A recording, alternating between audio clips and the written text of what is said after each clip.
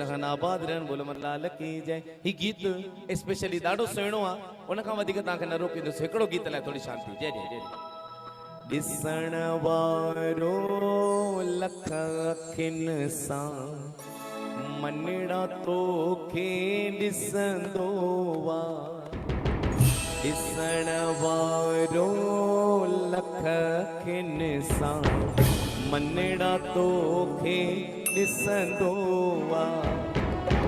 ॼाणण वारो ॼाणे थो सभु पर मुंहं सां कुछ न पुछंदो ॾिसण वारो लख अखियुनि सां मनड़ा तोखे ॾिसंदो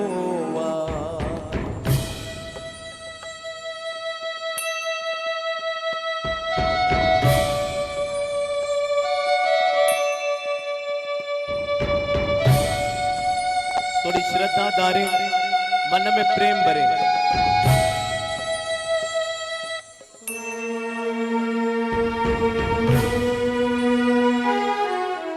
केडी करी थो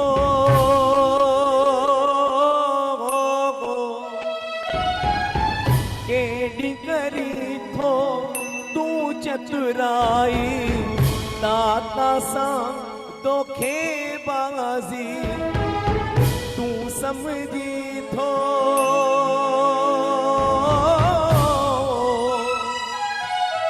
तू समझी थो तुझे कपट ते झूलण थींदो तो साराजी हू तुझे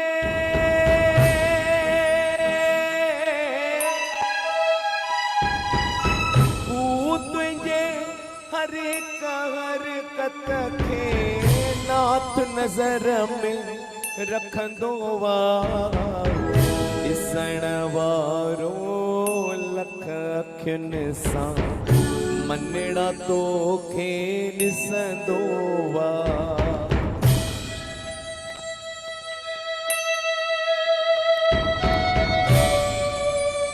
शहंशाह जाम वॾो मालिक जे अॻियां नंढड़ा ॿार थी करे हलूं तॾहिं सब जो कल्याण। मन में प्रेम भरे अचो, सिक सां अचो।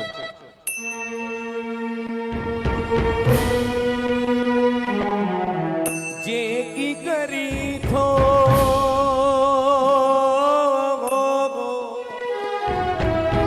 जेकी करी थो तू पुछड़ायूं समझी थो हबजी वेंदियूं बाप जूं गठड़ियूं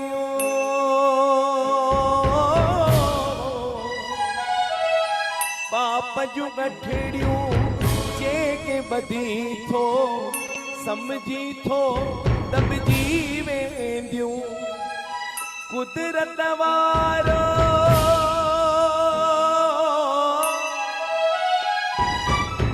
कुदरत वारो कैमरा सां तुंहिंजा फोटाई कढंदो ॾिसण वारो लख अखियुनि सां मनड़ा तोखे ॾिसंदो ॼाणण वारो ॼाणे थो सभु पर मुंहं सां कुछ न पुछंदो ॾिसण वारो लख अखियुनि सां मनड़ा तोखे ॾिसंदो मनड़ा तोखे ॾिसंदो ही गीत कवि परमानंद जो लिखियल आहे, उन जे लाइ ज़ोरदार तारी हलाईंदा सभिनी खे।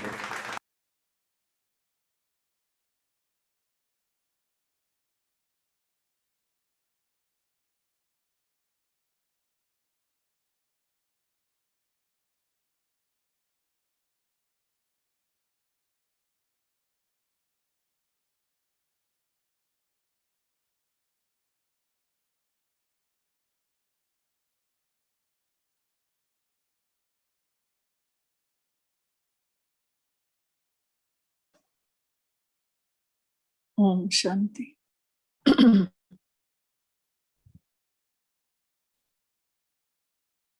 अॼु 8वीं अष्टपदी आहे।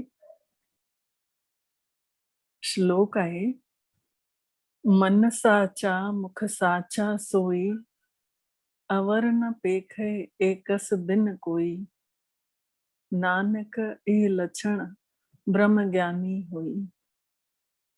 जंहिंजे मन में सच्चाई हूंदी आहे, उन्हीं जे मुख ते सचियूं ॻाल्हियूं पंहिंजो पाण अची वेंदियूं आहिनि। बनाव ठनाव जी कोई बि उन्हीं जे अंदर गुंजाइश ई न हूंदी आहे। अवर न पेखे एकस बिन कोई, उहो कंहिं ॿिए खे ध्यान ई न ॾींदो आहे सिवाय हिकु परमात्मा जे बिना। हिकु ई परमात्मा खे उहो आत्मा सभु कुझु समझी करे अॻिते हलंदो आहे।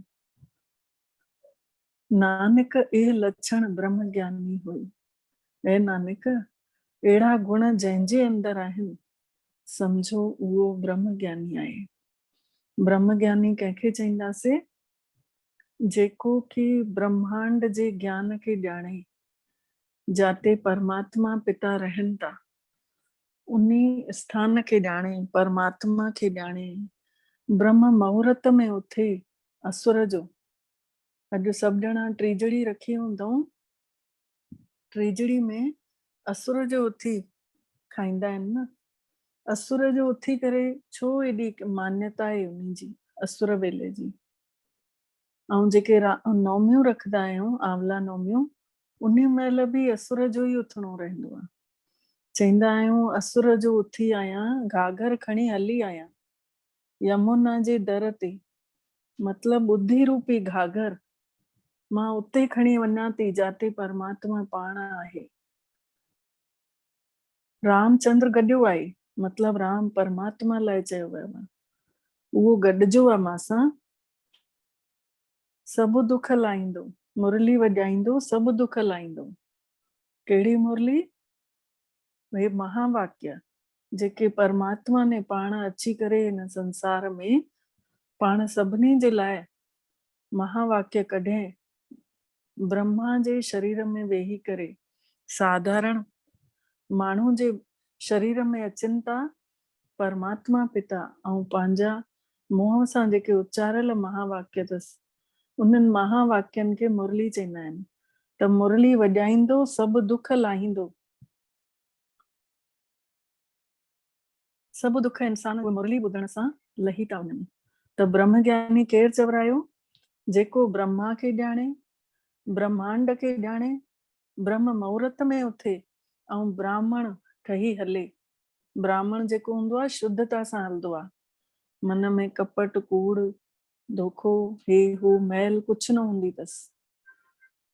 त ब्राह्मण ब्रह्म मुहूर्त, ब्रह्मांड ऐं ब्रह्मा खे ॼाणण वारा ब्रह्म ज्ञानी चवराईंदा आहिनि। अॼु जी अष्टपदी आहे, ब्रह्म ज्ञानी सदा निर्लेप। ब्रह्म ज्ञानी जंहिंजो अर्थ आहे कि उहो सदा बेदाग हूंदो आहे, उन्हीं जे अंदर तेरे मेरे जा भाव न हूंदा अथसि, निर्लेप हूंदो आहे। कोई उन्हीं खे ॻाल्हि मन में फील न करे सघंदो आहे, छोकी उहो आत्मा ॾिसे थो सभिनी खे। जैसे जल में कमल अलेप, जीअं पाणी जे तालाब में कमल गुल खिलियल हूंदा आहिनि ऐं उहे साफ़ सुथरा हूंदा आहिनि, चढ़ या जी बूंद बि न रुकी सघंदी आहे, ईअं ब्रह्म ज्ञानी हूंदो आहे। उन्हीं जे अंदर विकार नाले जी शइ या कोई बि तेरे मेरे जा भाव कुझु न हूंदा आहिनि। ब्रह्म ज्ञानी सदा निर्दोख। ब्रह्म ज्ञानी जेको हूंदो आहे आत्मा, उहो पापनि खां रहित हूंदो आहे, उन्हीं जे अंदर पाप कॾहिं न ईंदो आहे। जैसे सूर्य सरब को सोख, जीअं सूर्य जूं हज़ारों किरणा सुकाए थियूं छॾनि, तीअं ब्रह्म ज्ञानी हथारूं ॿियनि जी मैल खे धोई वठंदो आहे, उन्हीं जे पापनि खे अंदर ई अंदर सुकाईंदो वेंदो आहे। कीअं? आत्मा ॾिसंदो, आत्मा जी दृष्टि पंहिंजी बि हूंदसि, त उहो ॿिए खे बि जंहिं महिल आत्मा ॾिसंदो न, त उन्हीं जा बि विकार ख़तम थींदा वेंदा आहिनि ऐं उन्हीं जी अच्छायूं जेके आहिनि उन्ही जा गुण आत्मा जा जगदा वेंदा आहिनि। ब्रह्मज्ञानी के दृष्टि समान जेको ब्रह्मज्ञानी हूंदो आहे उन्ही जी दृष्टि हूंदी आहे, हिकु नज़र सां ॾिसंदो आहे, न नंढो न वॾो, कंहिंखे मान ॾिनो कंहिंखे न ॾिनो, ईअं कॾहिं न हूंदो आहे उहो। उन्ही जे लाइ सभु परमात्मा जा बंदा। जैसे राज रंग को लागे तुल पवान, जीअं हिकिड़ो कंगाल बि आहे हिकिड़ो राजा बि आहे, त अॼु हवा जेका हले थी उहा सभिनी खे बराबरि थी महसूस था थिए न। सिज जी किरणा मिलनि थियूं त सभिनी खे हिकु जहिड़ियूं थी मिलनि न। ताक़त आहे सभिनी जे लाइ हिकु जहिड़ी आहे न, ग़रीब लाइ हेठि मथे कोन्हे, या अमीर लाइ ॾाढी सुठी कोन्हे, ग़रीब लाइ ॾाढी हेठि कोन्हे। त जीअं हीअ पवन मतिलबु हवा जीअं सभिनी खे हिकु जहिड़ी लॻे थी, तीअं ई जेको ब्रह्म ज्ञानी हूंदो आहे उन्ही खे बि सभु हिकु जहिड़ा नज़र ईंदा आहिनि। सभु परमात्मा जा बच्चा आत्माऊं आहिनि। ब्रह्म ज्ञानी के धीरज एक, ब्रह्म ज्ञानी जे अंदर धीरज हूंदो अथनि। ऐं चवंदा आहिनि जाते धैर्यता हूंदी आहे उते ईश्वर जो वास हूंदो आहे, जाते धीरज हूंदो आहे उते ईश्वर सम्झो निकट आहे। इन करे जंहिंजे अंदर धीरज कोन्हे उहो पंहिंजे अंदर धीरे धीरे धैर्यता सां हर कम धैर्यता सां करे ईश्वर जो वास पंहिंजो पाण अची करे उहो अॻितो बीहंदो। जेतिरो धैर्यता सां हलंदासीं, तुरंत कंहिंखे जवाब न ॾींदासीं, कंहिंखे कुझु ॻाल्हाईंदासीं न त ऑटोमेटिक परमात्मा खे असां वणंदा वेंदासीं। जीअं वसुधा को खोदे को चंदन लेप, जीअं धरती ते कोई खोटरे करे खेती तो करे ऐं कोई त लीपे तो छॾे, पर धरती खे कोई फर्क नथो पए। कोई खोटरे करे खेती तो करे ऐं कोई लेपे करे चंदन जो लेप त ठाहे लॻाए तो छॾे, त धरती माता खे कोई फर्क कोन्हे। ईअं ई जेको ब्रह्म ज्ञानी हूंदो आहे उन्ही खे एतिरो धीरज हूंदो आहे कि कोई कुझु बि चए, उन्ही खे कोई गारियूं ॾेसि, कोई प्यार करेसि, तॾहिं बि उहो हिकु ई जहिड़ो भाव सभिनि जे प्रति रखंदो आहे। ब्रह्म ज्ञानी का इहे गुनाव नानक जीव पावक का सहज स्वभाव। हिकु अहिड़ो गुण थींदो आहे जीअं त नानक जीअं अग्नि हूंदी आहे पंहिंजे स्वभाव सां उहा हर कंहिंजी मैल खे छॾाए छॾींदी आहे। चवंदा आहिनि न सोन में अगरि अलाए मिक्स हूंदी आहे त उन्ही खे वाहे में विझंदा आहिनि ऐं उन्ही जी अलाए खे कढंदा आहिनि, पोइ सचो सोन रहिजी वेंदो आहे उन्ही में। त ईअं ई ब्रह्म ज्ञानी जे में बि अंदरि अहिड़ो गुण हूंदो आहे। अगरि कोई विकारी, कोई बुरी दृष्टि वारो, त उन्ही खे दृष्टि ॾेई ॾेई करे उन्ही आत्मा जे अंदरों जा विकार सड़ाए छॾींदो। एतिरो ताक़त उन ब्रह्म ज्ञानी में हूंदी आहे।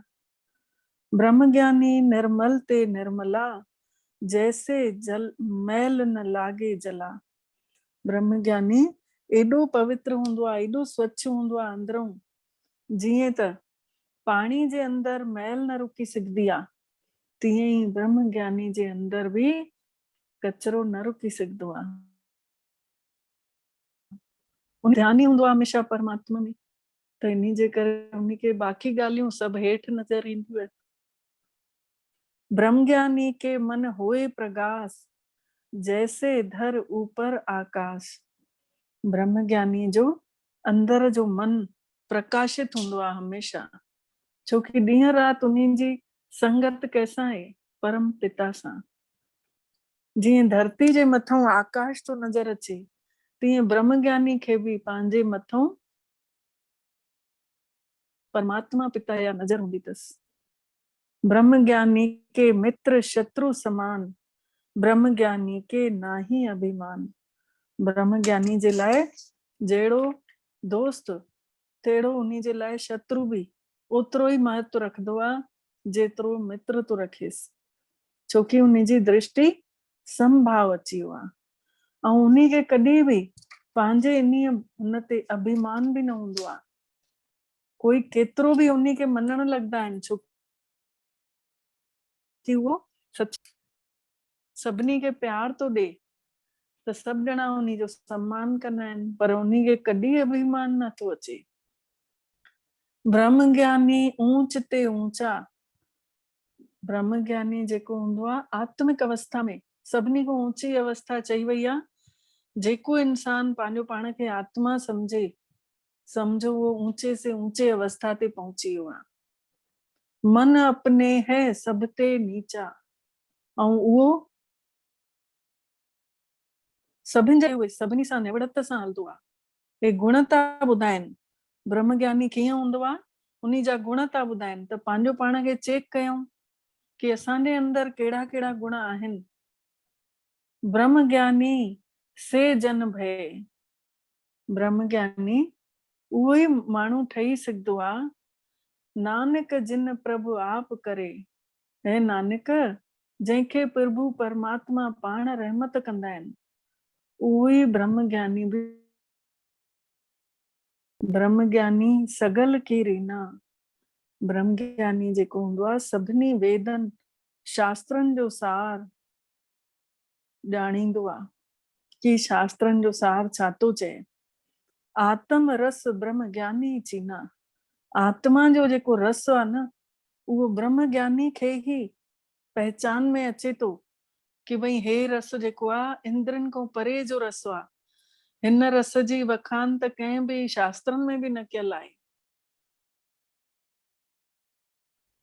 आत्म रस ब्रह्म ज्ञानी चीना,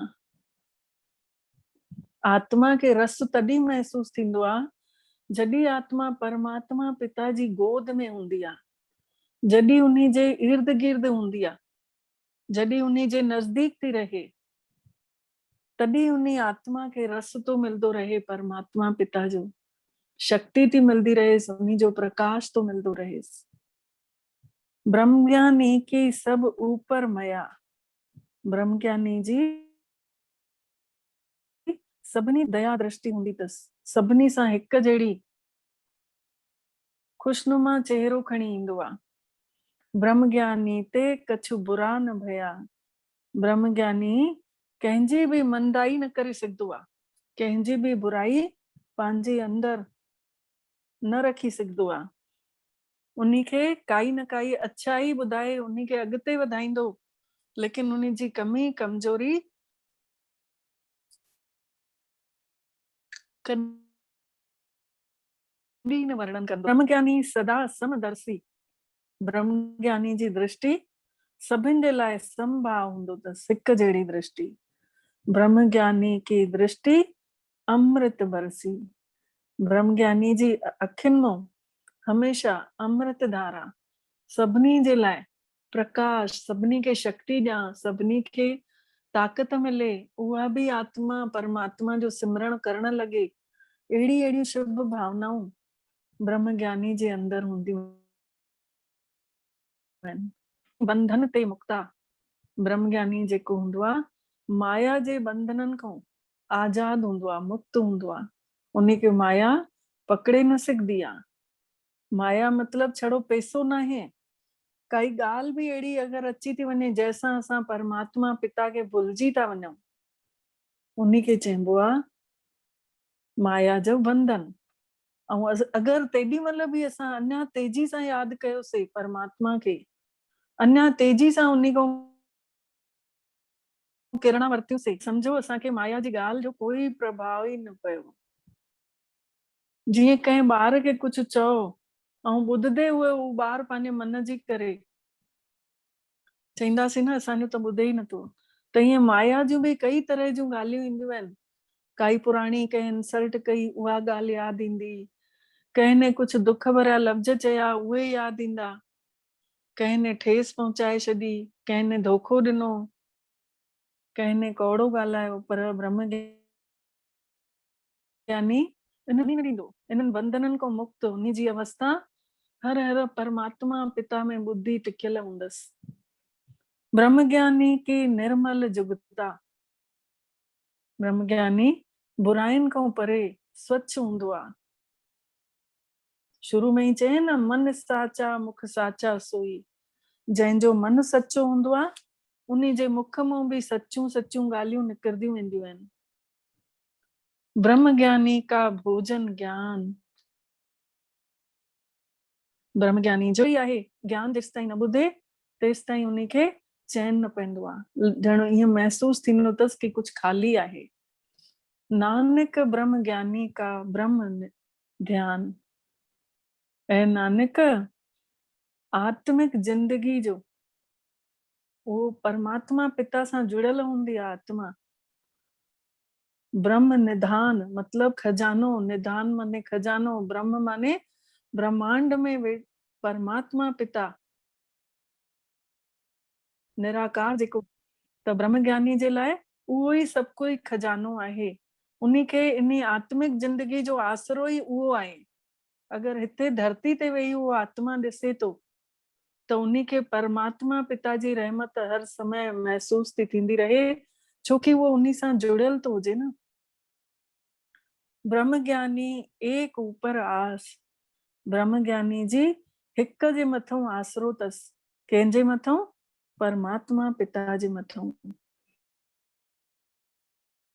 ब्रह्म ज्ञान अर्थात ब्रह्म ज्ञानी जी आत्मिक जेका अवस्था आहे उन्ही जी कॾहिं बि विनाश न थी सघंदो आहे। उहा आत्मा पंहिंजे नाम जी कमाईअ में ॾींहं राति लॻल पई आहे। ब्रह्म ज्ञानी के ग़रीबी समाहा। ब्रह्म ज्ञानी जे अंदर ॿियनि जी भलाई करण जो चाव हमेशा हूंदो अथसि। ब्रह्म ज्ञानी परोपकार उमाहा। उन्ही जो उद्देश्य हूंदो आहे कि भई मां सभिनी खे एतिरो ज्यादा हूंदो अथसि कि उन्ही खे लॻंदो त सभिनी खे मां परमात्मा पिता सां मिलवायां, उन्हनि को उन्ही खे बि ताक़त विझरायां, सभु आत्माऊं सुखी थी वञनि। उन्ही जे अंदर जी इहो परोपकार अंदर समायल हूंदो अथसि। ब्रह्म ज्ञानी के नाही धंधा। ब्रह्म ज्ञानी जे मन में माया जो जंजाल हूंदो ई कोन्हे। ब्रह्म ज्ञानी ले धावत बंधा। ज्ञानी हूंदो आहे उहो पंहिंजे भटकते उहे मन खे, जेको मन बार बार हेॾे होॾे भॼंदो थो रहे, उन्ही खे कंट्रोल करे वठंदो आहे। कई ॼणा चवंदा आहिनि न असांजो मन नथो लॻे परमात्मा में, त जेसि ताईं परमात्मा पिता जो परिचय न हूंदो, एड्रेस न हूंदी कि असांखे काथे वञी यादि करणो आहे ऐं कहिड़े स्वरूप सां उन्ही खे यादि करणो आहे। उन्ही जो स्वरूप छा आहे? मां केरु आहियां? मुंहिंजो त हे शरीर जो नालो बि न आहे न। एक्चुअल जंहिंमहिल इन सच्चाईअ जो ज्ञान न हूंदो त उहा आत्मा कीअं पंहिंजे मन खे कंट्रोल करे सघंदी आहे। जो ॾाढा ॼणा चवंदा आहिनि असांजो मेडिटेशन नथो थिए, असांजो योग नथो लॻे, त जेसि ताईं हिन में 7 ॾींहंनि जो कोर्स हूंदो आहे, जेसि ताईं न कंदासीं, आत्मा जो परिचय हूंदो आहे उन्ही में, परमात्मा जो परिचय, तॾहिं वञी आत्मा पंहिंजो पाण खे कंट्रोल करे, पंहिंजे मन खे काबू करे परमात्मा ताईं रोके सघंदी आहे, परमात्मा ताईं मिली सघंदी आहे। के होए सो भला। ब्रह्म ज्ञानी खे ईअं लॻंदो अथसि जेको बि थिए थो उहो सुठे लाइ थो थिए, सभु उन्ही जी इच्छा जे अनुसार थो थिए।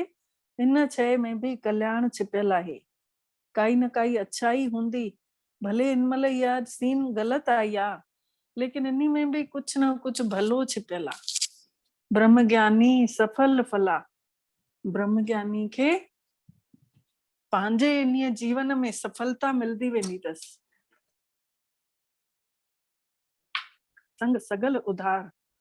जंहिंजो बि ब्रह्म ज्ञानी सां संग थींदो आहे उन्ही खे पंहिंजो पाण त सुठो थींदो ई आहे, पर उन्ही सां गॾु उहो ॿिया जेके गॾु हूंदा अथसि उन्हनि जो बि भलो थींदो वेंदो आहे, उन्हनि जो बि बेड़ो पार कराईंदो आहे ब्रह्म ज्ञानी। नानक ब्रह्म ज्ञानी जपे सगल संसार। ऐं नानक ब्रह्म ज्ञानी सां गॾु सॼे संसार में जैसां जैसां उहो मिलंदो उहे बि नाम जो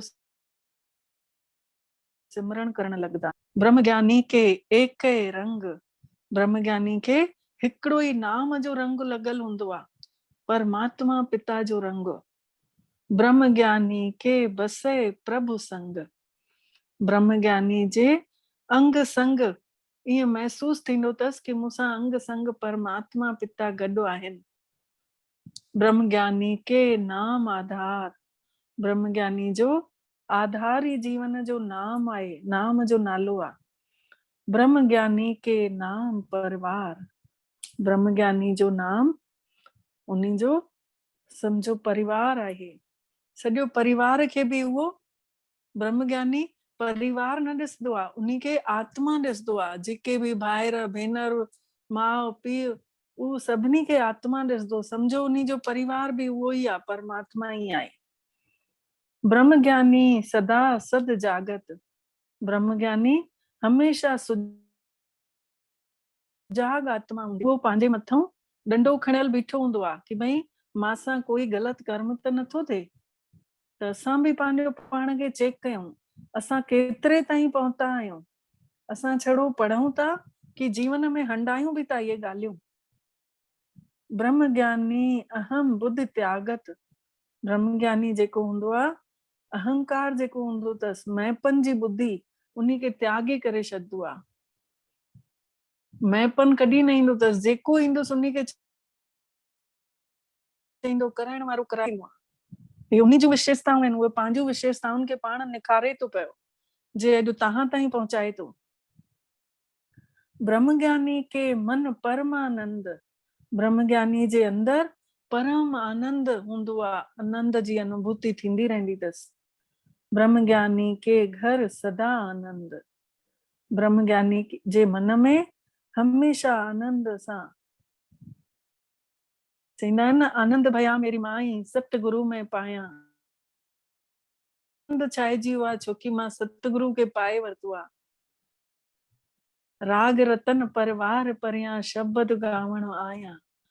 मुंहिंजे अंदर त राग शहनाइयूं वॼण लॻियूं आहिनि, शब्द ॻाइण लॻी आहियां अंदर ई अंदर, छोकी मूंखे केरु मिलियो आहे, परमात्मा मिलियो आहे। त उन्हीं जी मैपन जी बुद्धि खत्म ऐं अंदर आनंद ई आनंद छाइजी वियो। ब्रह्म ज्ञानी सुख सहज निवास। ब्रह्म ज्ञानी जे अंदर आत्मा जी उहो सुखनि जी अनुभूति हमेशा कंदो रहंदो आहे। उन्हीं खे महसूस थींदो रहंदो अथसि कि परमात्मा जूं किरणा मां आत्मा में समाइजंदियूं थियूं रहनि ऐं मूंखे असीम प्यार तो मिलंदो रहे परमात्मा जो। नानक ब्रह्म ज्ञानी का नहीं विनाश। ऐं नानक अहिड़े ब्रह्म ज्ञानी जी आत्मा वारी अवस्था कॾहिं भुलिजंदो ई कान कि भई मां शरीर आहियां। हमेशा उन्हीं खे यादि रहंदो अथसि कि भई मां आत्मा आहियां। अवस्था जो कॾहिं विनाश न थी सघंदो अथसि। ब्रह्म ज्ञानी ब्रह्म का बेटा। ब्रह्म ज्ञानी जेको हूंदो आहे उन्हीं जे लाइ त हर दवाई मलहम जेका आहे उहो ई आहे, ॼाणण वारो परमात्मा ऐं मां आत्मा। उन्हीं हर ॻाल्हि में उन्हीं खे बसि यादि कंदो ऐं उन्हीं खे सभु कुझु सम्झी में अची वेंदुसि कि हिन ॻाल्हि जे करे मूंखे परेशानी आई आहे। ब्रह्म ज्ञानी एक संग हेता। प्यार जेको हूंदो आहे न, छड़ो हिक सां परमात्मा पिता सां हूंदो आहे। देह धारनि जी ॻाल्हियुनि में उहो अटकी न सघंदो आहे। ब्रह्म ज्ञानी के होए अचिंत। ब्रह्म ज्ञानी चिंताउनि खां मुक्त बेफिक्रो बादशाह हूंदो आहे। उन्हीं जूं सॼियूं फिक्रां परमात्मा पिता पाण खणी वठंदा अथसि। इन करे उहो बेफिक्रो थी हलंदो आहे। ब्रह्म ज्ञानी का निर्मल मंत। ब्रह्म ज्ञानी जा जेके उपदेश बि हूंदा आहिनि न, जेके शब्द बि निकिर ॿियनि खे पवित्रता ॾियण वारा शब्द निकिरंदा अथसि मुंहं मां। ब्रह्म ज्ञानी जिस करे प्रभु आप। ब्रह्म ज्ञानी उहो ई ठही सघंदो आहे जंहिंखे परमात्मा पाण ठाहींदो आहे। ब्रह्म ज्ञानी का वॾ प्रताप। ब्रह्म ज्ञानी जो ॾाढी ख्याति हूंदी आहे। उन्हीं जी कीर्ति जॻह जॻह ते फैलियल हूंदी आहे कि अरे फलाणो माण्हू न ॾाढो सुठो आहे, देवताउनि वांगुरु उन्हीं जो व्यवहार वाणी आहे, उहो कंहिंसां भेदभाव न कंदो आहे। ब्रह्म ज्ञानी का दरस वड भागी पाइए। उन्हीं जो दर्शन कोई वॾा भाग्यशाली आत्माऊं हूंदा आहिनि त उन्हनि खे ब्रह्म ज्ञानी जो दर्शन थी वेंदो आहे। ब्रह्म ज्ञानी को बल बल जाइए। ब्रह्म ज्ञानी जे मथां केतिरो न बलिहार वञूं, केतिरो न सदके वञा। ब्रह्म ज्ञानी को खोजे महेश्वर। ब्रह्म ज्ञानी खे महेश्वर माने देवता। जेके देवता हूंदा आहिनि उन्हनि खे ख़बर पइजी वेंदी आहे कि हे ब्रह्म ज्ञानी आहे, हे ब्रह्मा परम पिता परमात्मा ऐं ब्रह्मा बाबा खे ॼाणण वारो आहे। नानक ब्रह्म ज्ञानी आप परमेश्वर। ऐं नानक ब्रह्म ज्ञानी त पाण परमेश्वर पिता अची करे उन्हीं जे अंदर ज्ञान विझे थो पियो, तॾहिं उहो ब्रह्म ज्ञानी थो ठही सघे।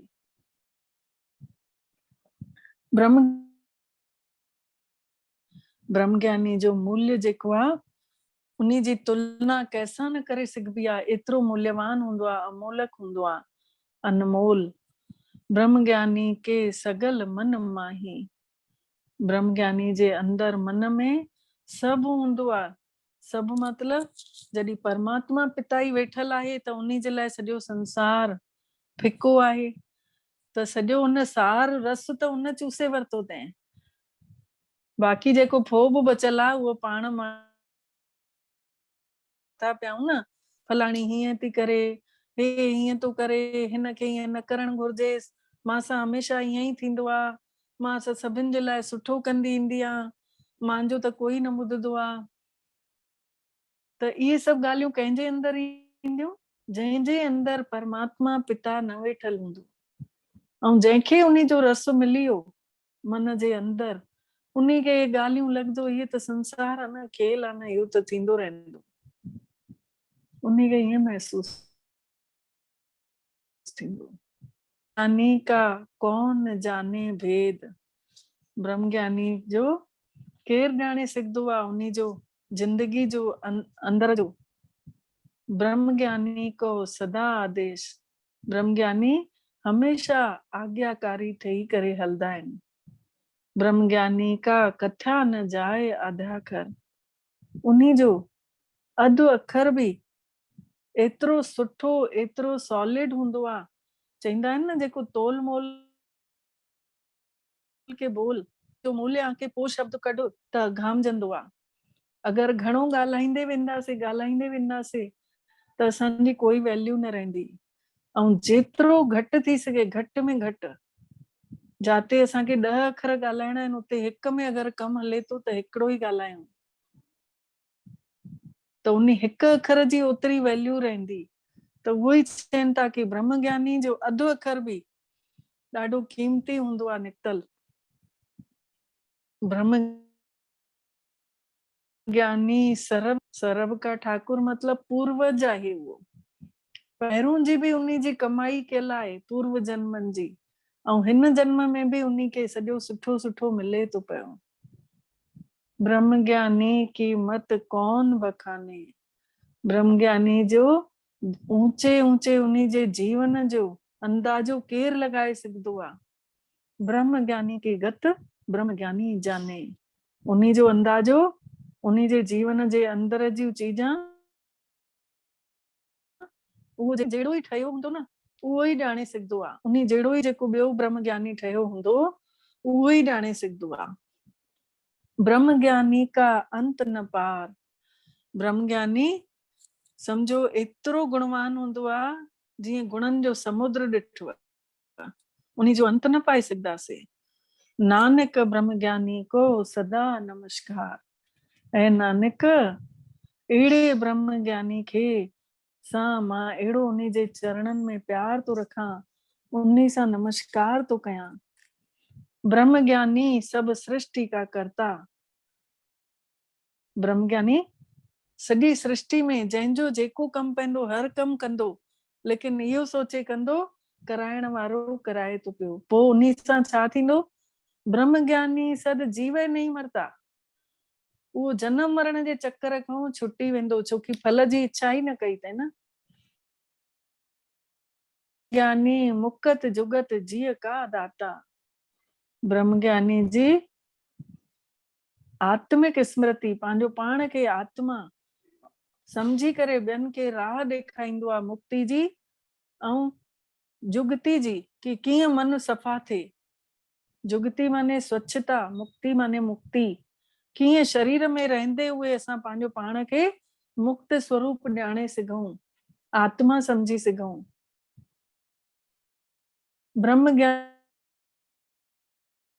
पूर्ण ब्रह्म ज्ञानी जीअं समझो कि हिक तरह सां विधाता जो ॿार मास्टर विधाता ठही संपूर्ण ठहियल हूंदो आहे, ॿियनि खे रस्तो ॾेखारण वारो, ॿियनि खे सुख ॾियण वारो, ॿियनि खे सहयोग ॾियण वारो, जीअं परमात्मा कंदा आहिनि। ब्रह्म ज्ञानी अनाथ का नाथ, सभिनी जो सहारो ठही करे बीहंदो आहे, अनाथनि जो बि। ब्रह्म ज्ञानी का सब ऊपर हाथ, ब्रह्म ज्ञानी जो सहारो सभिनी जे मथां हथ हूंदो अथसि। उहो ॾिसदो आहे कि नंढो आहे कि वॾो आहे, जंहिंखे जेका जंहिंमहिल जरूरत पए उन्ही अनुसार उन्ही खे सहयोग ॾियणो रहंदो आहे। ब्रह्म ज्ञानी का सगल आकार, ब्रह्म ज्ञानी आप निरंकार, आकारी हूंदे हुए भी, उहो शरीरधारी हूंदे हुए भी उहो निरंकारी स्थिति में रहंदो आहे। मतलब आत्मा समझी करे हलंदो आहे त अहंकार बि न ईंदो अथसि, ऐं निराकार बि पाण खे निराकार जो पुट, निराकार महसूस कंदो रहंदो आहे। सगलार सॼे आकार में आहे, पर आप निरंकार, उहो निराकार भी आहे ऐं आकार में भी आहे। उन खां पोइ उहो आकारी ठही नथो ॻाल्हाए, निराकारी ठही पाण खे आत्मा समझी करे ॻाल्हाए थो पियो। त उन्ही सां उन्ही जे अंदर विकार प्रविष्ट न कंदा, बुराइयूं उन्ही जे अंदर कॾहिं प्रवेश न थी सघंदियूं, छोकी उहो पंहिंजो पाण खे आत्मा समझी करे थो हले। ब्रह्म ज्ञानी की शोभा ब्रह्म ज्ञानी मनी, उन्ही जी सिकाई, उन्ही जा जेके ब्रह्म ज्ञानी जा गुण आहिनि न, उहे ई उन्ही खे सुहिणो था ठाहे छॾनि। नानक ब्रह्म ज्ञानी सरब का धनी, ऐं नानक जेको ब्रह्म ज्ञानी आहे उहो त सभिनी जो मालिक ठही करे थो हले, छोकी गुणवान आहे। त अॼु गुणनि जे करे त चईंदा आहिनि न, गणेश खे केतिरो मञींदा आहिनि, गुणनि जो ईशा, लक्ष्मी अर्थात लक्षणनि वारी, त हमेशा लक्ष्मी गणेश खे गॾु ॾेखारींदा आहिनि। त जेतिरो असां बि गुणवान आत्मा ठहींदे वेंदासीं, असांजे लाइ बि उहा लक्ष्मी पंहिंजो पाण कढ ईंदी वेंदी। बसि असांखे मथां अटेंशन ॾियणो आहे कि असां आत्माऊं पंहिंजो पाण खे कीअं हलायूं था, कंहिंखे दुख त नथा ॾियूं, कंहिंखे सभिनी खे प्यार बांटियूं था, कोई हेठि किरियल आहे त उन्ही खे उथायूं था, कोई रोए थो त उन्ही खे खिलाइणो आहे, कोई बीमार आहे त उन्ही जी सेवा करणी आहे। इहे सभु गुण ब्रह्म ज्ञानी आत्मा जा हूंदा आहिनि। त पाण बि अचो अॼु सभु ॼणा प्रतिज्ञा कयूं कि असां बि इन ब्रह्म ज्ञानी जहिड़ा, असां बि ॾींहं राति परमात्मा पिता खे यादि, हिक ई खे सिमरण करण वारा, सभिनी जे लाइ फरिश्ता ठही करे सभिनी खे सहयोग ॾियण वारा ठही पंहिंजो पाण खे हलाईंदासीं ऐं संसार में परमात्मा पिता जो नालो रोशन कंदासीं। अच्छा, ओम शांति। हाणे मेडिटेशन कयूं था। सभिनी पासनि मां पंहिंजो ध्यानु हटाए करे पंहिंजो पाण में भीतर वञूं, पंहिंजे अंदर, त असां बि तरी वेंदासीं। मां आत्मा सुनहरे प्रकाश, प्रकाशवान स्वरूप जी आहियां। मां आत्मा परमात्मा पिताजी परम धाम में रहण वारी उन्हीं जी सच्ची उहो सत्यम शिवम सुंदरम आहे। उहो सत्य भी आहे, शिव भी आहे। शिव माने कल्याणकारी ऐं सुंदर भी आहिनि। ऐं मां उन्ही जी संतान, मां भी सभिनी जो कल्याण करण वारी, मां भी सत्य स्वरूप आत्मा में टिकियल, गुणन में सुंदर आहियां। पंहिंजो पाण खे महसूस कयूं, पाण सभु आत्माऊं मास्टर सत्यम शिवम सुंदरम आहियूं। असां आत्माऊं हिन मिट्टी रूपी देह खे ॾिसूं था, हिन में प्रकाश, हिन आत्मा जो समाइजल आहे। तॾहिं त अॼु पाण ॻाल्हाए सघूं था, हर कर्म करे था सघूं,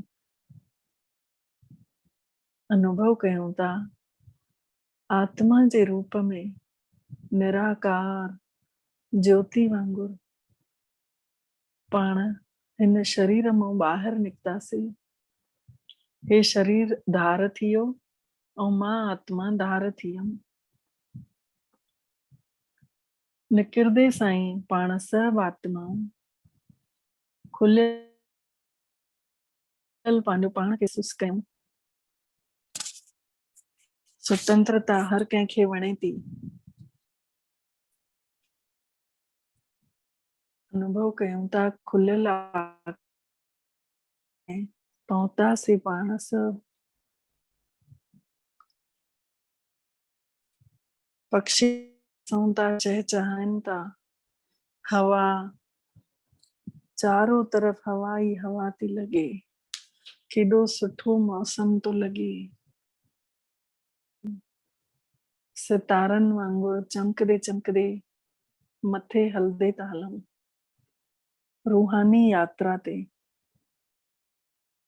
हिन नीरे आसमान खे पार करे अॻिते वधूं था, पहुचूं था पाण चांड्रोके प्रकाश जी दुनिया में, जाते चंद्रमा जहिड़ो प्रकाश ही प्रकाश आहे। शांति आहे, धुआंधार प्रकाश आहे। पाण सभु आत्माऊं महसूस था कयूं उन्हीं आसमान खे भी पार करे सुनहरे गाढ़े प्रकाश जी दुनिया में पहुतासीं, जाते सभिनी को मथे परमात्मा पिता उन्हीं जूं किरणा सॼे ब्रह्मांड में फैलियल आहिनि। पाण आत्माऊं इन्हनि किरणनि सां अञा अॻिते अॻिते पहुचदे था वञूं।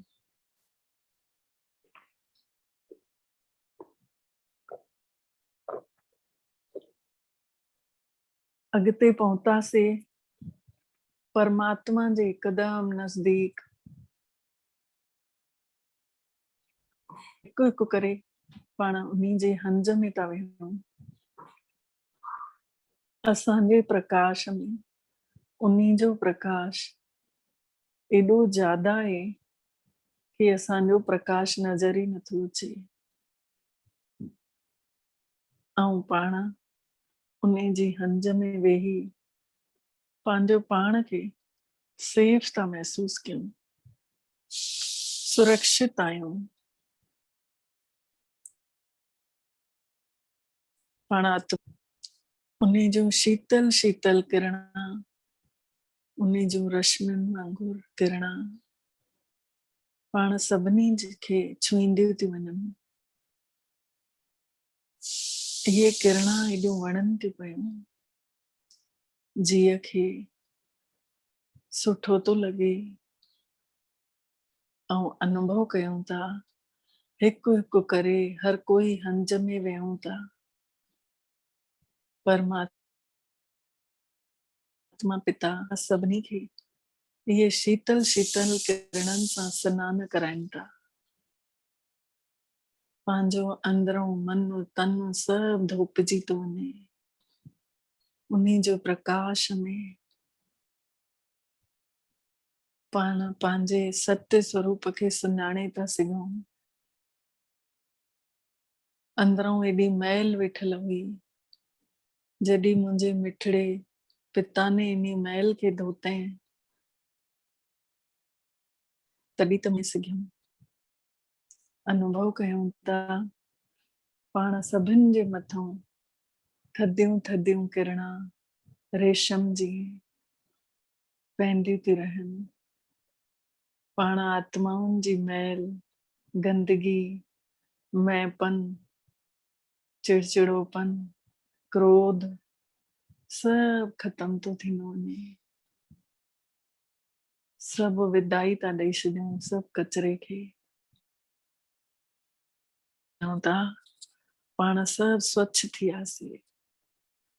हाणे परमात्मा पिता जूं सतरंगी किरणा पाण सभिनि जे अंदर समाइजण लॻियूं।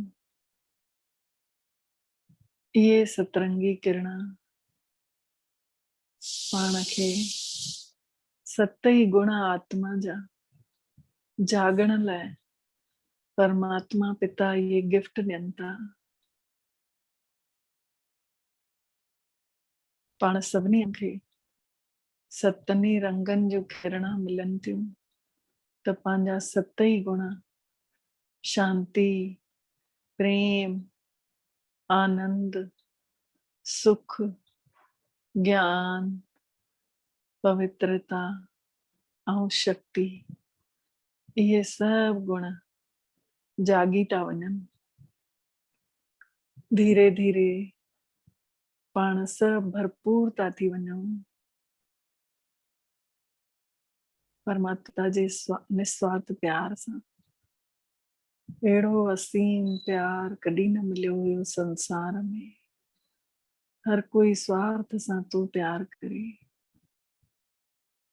पाण खे हाणे सच्चो सच्चो बाबल पिता मिलिया आहिनि जंहिंसां पाण खे निस्वार्थ निश्चल प्यार बि तो महसूस थिए। अनुभव कयूं था इन्हीं सच्चे प्यार मिठड़ी अमड़ जे प्यार जो ऐं पाण सब आत्माऊं भरपूर थी करे धीरे धीरे मोकिलाए करे लहूं था हेठि परमात्मा खां विदाई वठी जगमगाईंदे सत ई रंगनि जूं किरणा बिखिरदे बिखिरदे भरपूर थी करे लहूं था हेठि। पाण सभिनि जी चमक थी वई आहे वधी वई आहे। अनुभव कयूं था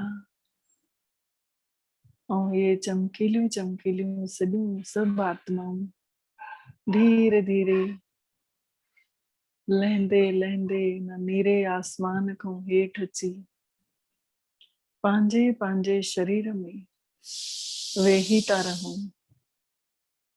हाणे पाण कंहिंसां बि ॻाल्हायूं था त शांति जा ॿोल था निकिरनि प्रेम जी वाणी थी निकिरे। घर वारा आश्चर्य था करनि कि हे कीअं मटिजी वई आहे। पोइ पाण सभिनी खे ॿुधायूं था कि असांखे अॼु ब्रह्मांड में परमात्मा पिता ने ब्रह्म ज्ञानी ठहण जो तरीक़ो ॿुधायो अथई ऐं पाण सब आत्माऊं ब्रह्म ज्ञानियुनि वांगुरु आत्मा जा सत ई गुण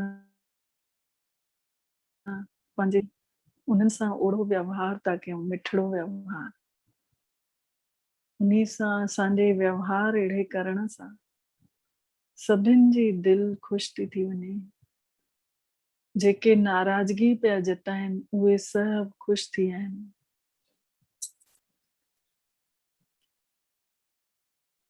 ऐं पाण सब हमेशा लाइ अॼु प्रतिज्ञा कई अथसीं कि इन्हनि आत्मा जे सतनि गुणनि सां करणो आ। शांति, प्रेम, आनंद, सुख, ज्ञान, पवित्रता ऐं शक्ति, ये सतई गुण असां सभिनी जा सतई रंगनि जे हिसाब सां माण्हुनि जे जीवन में रंग आणे छॾींदा। ईश्वर सां बि इहा प्रार्थना आहे कि उहे असांखे पाण जहिड़ो परमात्मा ठाहे ताकि असां उहो रोशन करे सघूं। ओम शांति, ओम शांति, ओम शांति। शुक्राना मिठड़े बाबल जा, लख लख शुक्राना जंहिं अॼु अहिड़ो अनुभव कराई।